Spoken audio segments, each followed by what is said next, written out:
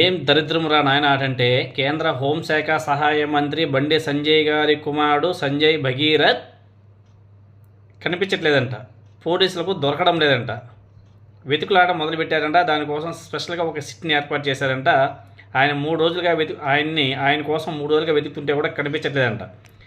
కేంద్ర ప్రభుత్వం యొక్క హోంశాఖ సహాయ మంత్రి సెంట్రల్ మినిస్టర్ ఆయన కుమారుడు దొరకడం లేదంట. చూడండి అయ్యా, మన ఇండియాలో రాజకీయాలు ఎలా ఉంటాయో చూడండి.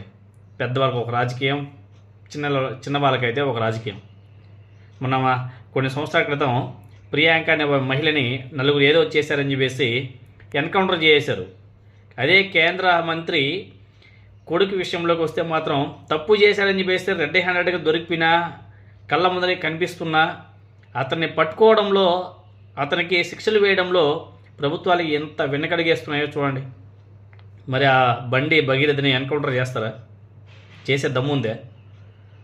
మన ఇండియాలో, ఈ దేశంలో ఉన్నవాడికి ఒకలా, లేనివాడికి ఒకలా, ఉన్నవాడికి ఒక రాజ్యాంగం, లేనివాడికి ఒక రాజ్యాంగం.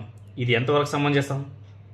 ఈ దేశం ఇప్పటికి కాదు కదా, ఇంకొక 100 సంవత్సరాలైనా బాగుపడదు, ఇలానే ఉంటుంది.